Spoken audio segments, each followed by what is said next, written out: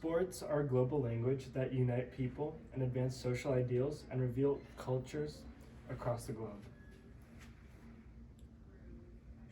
Oh, my intro.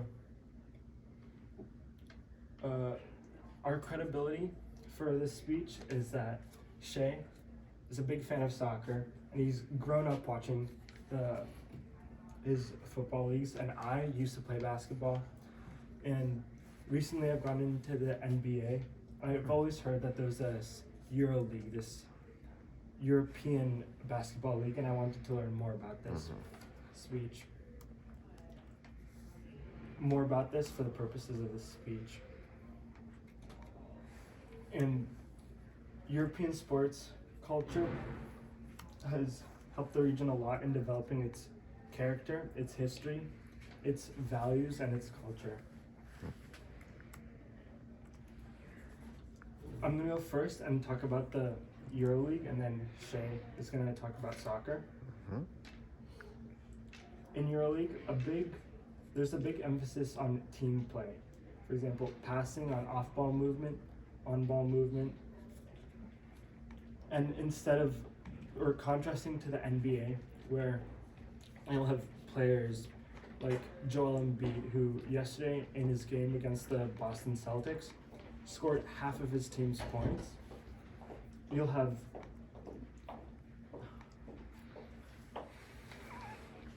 in the Euro League, there's much more selfless playing and creating open shots for the team rather than playmaking and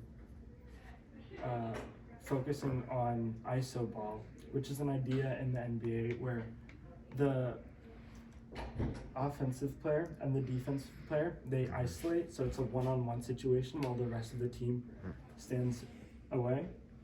And the EuroLeague's focus on team play improves team cohesion, and players must anticipate team actions and act accordingly. The problem with NBA style of play is it can get repetitive to see the same person go down and down again, scoring over and over again. It's exciting, but it can get repetitive.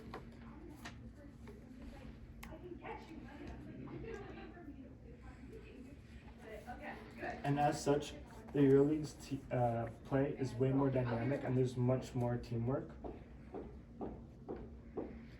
And one aspect of the EuroLeague that allows this to happen is there's less games. There's about half as many games as in the NBA, and instead of several games a week, EuroLeague teams play 2 games a week, and this allows more influence on strategy, and the coaches have a much greater influence as well.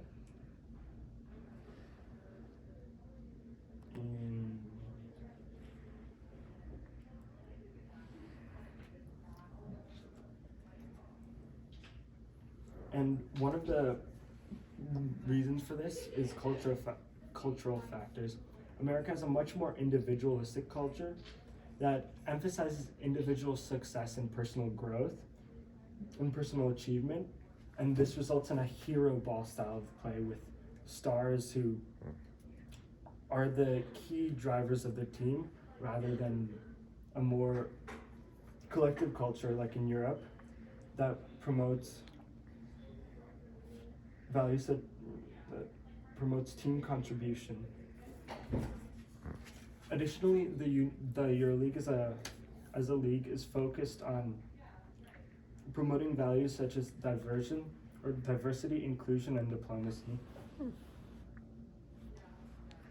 For example, there's been multiple tournaments organized of multiple international tournaments that have been organized, and special ones in conflict regions between teams like Maccabi Tel Aviv and Al Riyadi in Beirut, a Israeli team and a Palestinian team.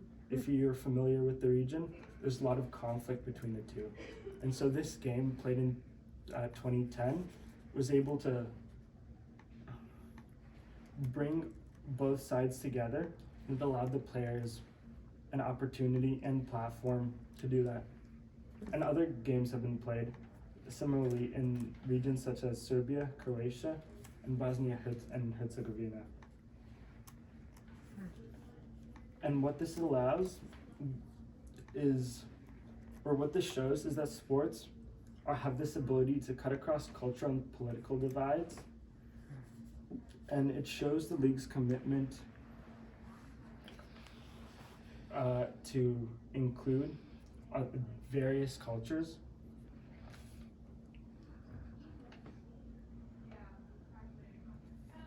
And additionally, the league has plans for the future of bringing in teams from more regions such as Turkey. Furthermore, there are a variety of backgrounds, or the EuroLeague demonstrates its attempt at diversity through the variety of backgrounds, ethnic groups, and cultures that its players and managers represent. And the important thing here is that it emphasizes the importance of cross-cultural dialogues. And in conclusion, the EuroLeague demonstrates the significant role sports can play in unity and cooperation between different cultures and nations.